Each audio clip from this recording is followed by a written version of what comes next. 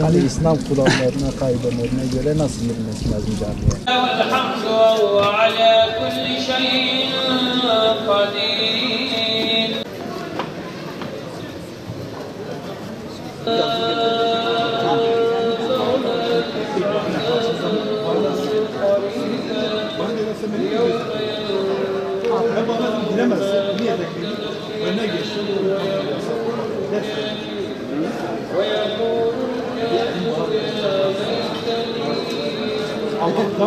Allah'tan polis de kapının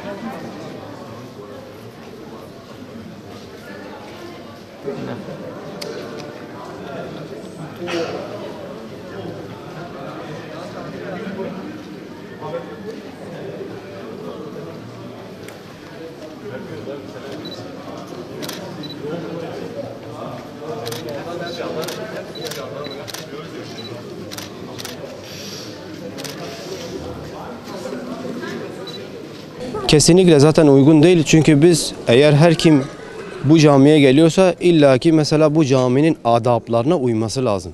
Çünkü her şeyin bir adabı olduğu gibi camilerin de bir adabı var. Bugün bir kiliseye bile duyduğumuz kadarıyla, evet bizler gitmedik fakat duyduğumuz kadarıyla kiliseye bile kilisenin kurallarına uyarak gidiliyor. Bugün camiler Müslümanların ibadet yerleri. Bu ibadet yerlerinde de bazı haklar vardır. Müslümanların hakları burada var. Çünkü Müslümanlar burada ibadet. Bizleri yaratan ve bizlere La ilahe illallah Muhammedun Resulullah, bizlere bu kelimeyi üzerimize hak olarak sayan Allahu Teala'ya ibadete geliyorlar insanlar. Ne yazık ki buraya gelen bazı işte açık beyanlar, evet biz onları dışlamıyoruz. Onlara herhangi bir şey söylemiyoruz. Fakat dinimizin emir ve yasaklarına uygun bir şekilde gelmelerini rica ediyoruz onlardan. Bunun için de ben daha önce de hoca efendilerle görüşmüştüm. Hatta kendim böyle hani Allah riyadan uzak tutsun, kendim böyle bir şey sunmuştum onlara. Benim fikrim tek tip elbise alınıp kapıya bir 20-30 tanesini hatta kendi imkanlarımla karşılamaya hazırım.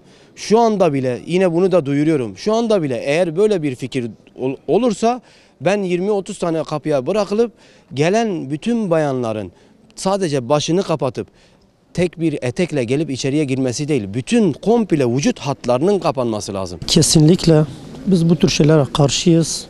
Daha önce de bu tür şeyleri biz gördük. Arkadaşlarımız müdahale etti ve buna müdahale ettiler diye kesinlikle onları yani uyardılar. Böyle bir şey değil, bir daha uyarmayacaksınız.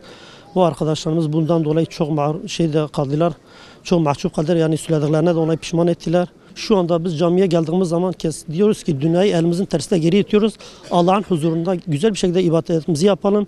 Camide bir telefon bile çaldığı zaman bizim dikkatimiz dağılıyor ve karşımızda, yanımızda, önümüzde hatta bu şekil kolsuz açık bacakla gidiyorsa bizim inancımıza, ibadetimize ters düşüyor. Biz kesinlikle bu şeyi kınıyoruz. Artık yetkili görevlerimiz, devletimizse, artık müftimizse, kimse Allah rızası için görevlerini yapsınlar. Eğer yapamıyorsa yarın mahşer gününde bunu hesabını Allah'a verecekler.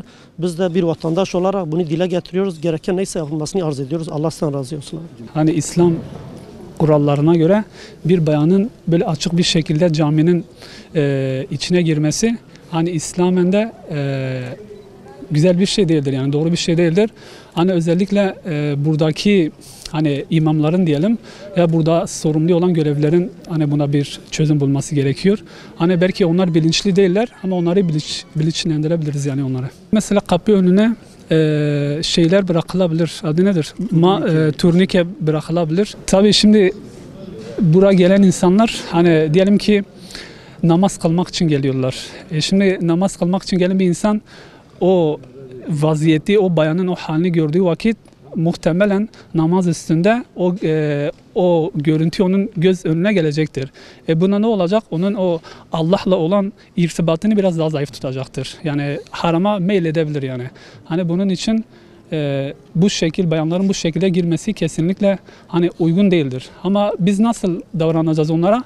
Onları kırmayacağız. Hani onlara güzel bir üslupla, onları soğutmadan. Çünkü biz onları soğutursak hani bu bizim açımızdan tehlikeli bir şeydir. Yani bence doğru değil ama tabii gerekli tedbirler alınmadığı için yani onları suçlamak da biraz acayip olur. Yani bu bence cami yönetiminin bir suçu olması lazım. Mesela geçen sene de ben Antalya'da çalıştım. Orada bir cami vardı mesela. Turistler giriyordu yarı çıplak bir şekilde ama oradaki görevli ne yapıyordu? Hani onları güzel bir dille uyarıyordu. Onlar işte kapının önünde var olan işte eşarptır, feracedir, öyle uzun boylu şeyleri giyip öyle camiye giriyorlar. Yani bir nevi meraklarını falan işte gideriyorlardı. Erkekler de hani öyle hani açık oldukları halde hani kapanıp öyle giriyorlardı yani. Hani bu da bence Diyanet Vakfı'nın bir kabahati bence. Peki, gerekli önlemi almaları lazım. Diyanet İşleri Başkanlığı'na çağrınız nedir? Bu konuda ne yapsın? Valla bence gerekenleri yapsınlar. Yani boşuna o kadar para almıyorlar. Gerekeni yapsınlar bence.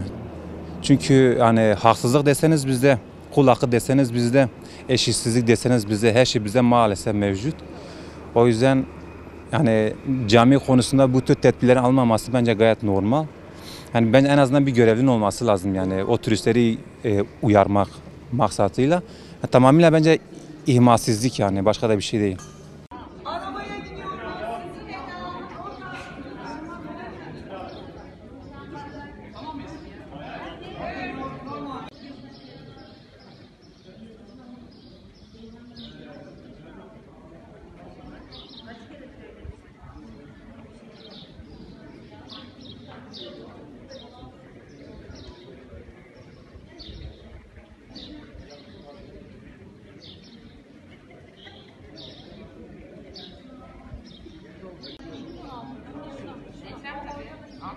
Ama çok karanlık.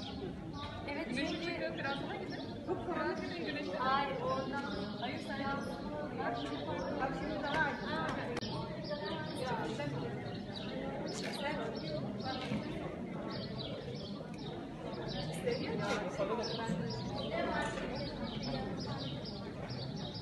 Evet, evet.